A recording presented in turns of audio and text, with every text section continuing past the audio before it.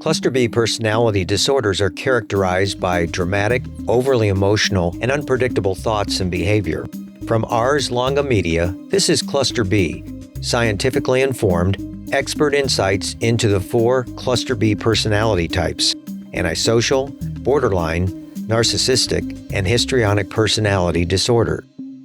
Here's today's host, Dr. Todd Grande.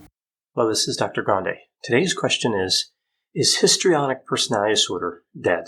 So this question, is histrionic personality disorder dead, may seem a bit dramatic, but actually there's quite a bit of evidence that this may be the case.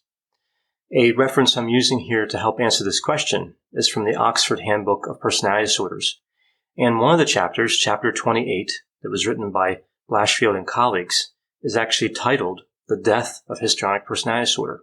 So this is something that the research community has been looking at for quite some time. So first I'll take a look at the construct of histrionic personality disorder, then talk a little bit about its history, and we'll look at the factors that are leading to this discussion about the potential death of histrionic personality disorder. So with the diagnostic classification histrionic personality disorder, we see that there are 8 symptom criteria in the Diagnostic and Statistical Manual, the DSM. First, we have being uncomfortable if one's not the center of attention. Then we have being sexually seductive or provocative, having shallow or rapidly shifting emotions, using one's physical appearance to attract attention, having an impressionistic style of speech, so lacking detail in speech, being theatrical, suggestible, and having this assumption that relationships are more intimate than they really are. So histrionic personality disorder is a cluster B personality disorder in the dramatic, emotional, erratic cluster, along with antisocial, narcissistic, and borderline personality disorders.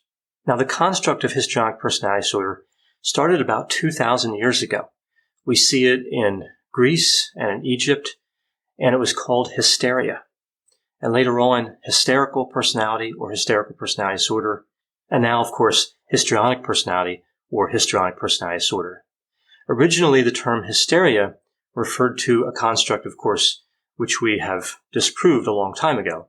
But this idea of hysteria was that the uterus breaks free in a woman and travels around and causes all these symptoms, like being excessively emotional and having somatic symptoms. So again, it's easy to see we know that's not true, but these are the origins of this term hysteria. Now, hysteria was fairly popular as a construct, again, in Greece and in Egypt, and in the 1800s it was extremely popular in France as a construct. But it was really Freud that brought it into this modern era. We see that initially he indicated that hysteria was always caused by sexual abuse, and then later on he indicated that it was caused by repression of sexual desire. And it's really this formulation of hysteria that moved on and led to hysterical personality and then histrionic personality. Freud's conceptualization of hysteria also really closely linked histrionic personality, what would become histrionic personality, to psychoanalytic theory. So we see that this disorder, more so than a lot of disorders we see in the DSM, has its roots in psychoanalytic theory. So now moving on to the factors that lead some to believe that histrionic personality disorder is dead. We see the definition of histrionic personality disorder. We see the history of hysteria and then hysterical personality and how that leads to histrionic personality disorder. But is the concept really dead? We see that histrionic personality disorder is listed in DSM-5, and many individuals believed that it would be dropped, that it would not be included in DSM-5. And this book chapter, published in 2012, does allude to that belief that it would be dropped. Now, we see, though, that even though it's in the DSM, that the alternative model in the DSM, Section 3, does not have histrionic personality disorder. It has antisocial, narcissistic, and borderline, the other 3 cluster B personality disorders, but not histrionic. So even though it was included in DSM-5, we do see some evidence there that this construct may be dead or at least dying. So I mentioned some of the factors already that lead to this idea that histrionic personality disorder could be dead, like the history with hysteria, and the link to psychoanalytic theory, which of course is not as popular a theory now as it was several years ago. But there are other factors as well that have led to this concept of histrionic personality disorder not being clinically useful. One of these factors is that we really don't see it in the literature anymore. Now, just because something isn't studied doesn't mean, of course, that it isn't real. There are a lot of potential disorders that we don't know about yet, that we haven't studied. But if a construct exists and it's popular in the research, and then over time that popularity dissipates, that is an indication that researchers and clinicians are moving away from a particular classification. We see that with histrionic personality disorder, in 1975 it was the third most popular personality disorder in the research literature. From 2001 to 2004, we see that borderline personality disorder was featured, at least in some minor way, in almost 1,300 articles. In that same time period, histrionic was featured 44 times. From 1971 to 2005, borderline was the topic in 1,656 research articles, and histrionic personality disorder was the topic in 44. Now again, the same number, 44, that was seen before, but it's a different definition. It was an article that was written about the disorder. We also see in that same time period, 1971 to 2005, that paranoid, schizoid, and dependent personality disorders were all the topic of less than 50 research articles. Interestingly, those are also not in the alternative model listed in DSM-5. So histrionic, paranoid, schizoid, and dependent personality disorder are not available in the alternative model. Another factor hurting this construct of histrionic personality disorder is the prevalence. It's estimated that in the general population, this disorder appears in less than 2% of individuals. And if we use a conservative definition of histrionic personality disorder, it's about 0.3%.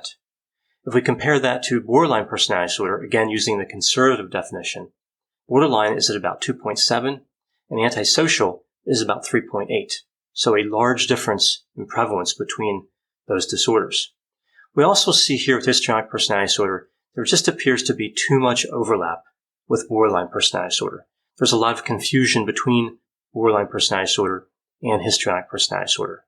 We also see with histrionic personality disorder, there's a lot of comorbidity with borderline personality disorder, of course, but also narcissistic personality disorder, antisocial personality disorder, and dependent personality disorder.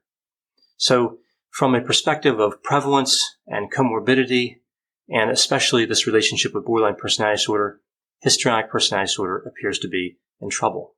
Histrionic traits do not appear to represent a separate dimension from a personality trait perspective, and of course we believe that personality disorders are generally moving in that direction, moving from categorical to dimensional, or at least we're going to see an addition of dimensional. We already see it to some degree with Section 3 of the DSM.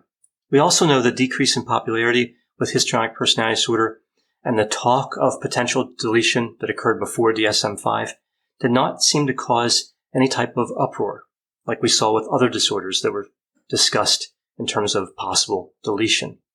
So again, there doesn't seem to be much research interest, much clinical interest, and a number of individuals are not upset about the status of histrionic personality disorder on the decline. Another factor with histrionic personality disorder is that it doesn't appear to be associated with a lot of distress when compared to a number of other mental disorders, even other personality disorders. We see distress associated with paranoid personality disorder, with narcissistic, antisocial, borderline, avoidant personality disorder, schizotypal, but to a lesser extent, we see it with histrionic personality disorder. A lot of times individuals with histrionic personality disorder actually do fairly well at work. They tend to end up in jobs that are more creatively oriented, but either way, they don't have a lot of career distress. Now, we see the same factor with obsessive compulsive personality disorder, not the relation to creative work styles or anything like that, but just career success in general. So obsessive compulsive personality disorder has not been disputed as a legitimate classification, at least not very much.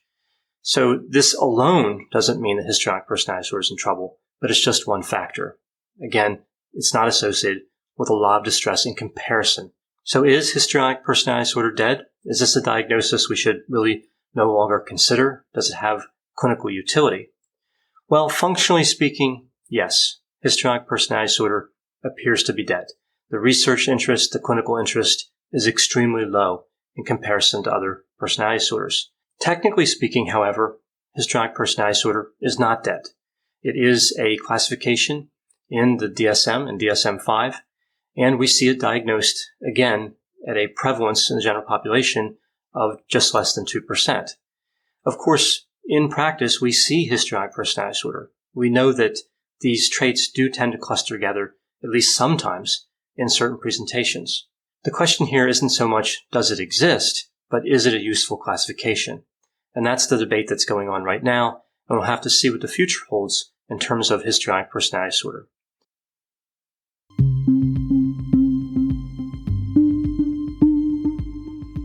For more content like this, check out Healthy Toxic, another podcast from Ars Longa Media, all about what makes or breaks relationships, including issues related to narcissism, narcissistic abuse, and how personality disorders affect relationships. Ars Longa Vita Brevis. Learn more at arslonga.media.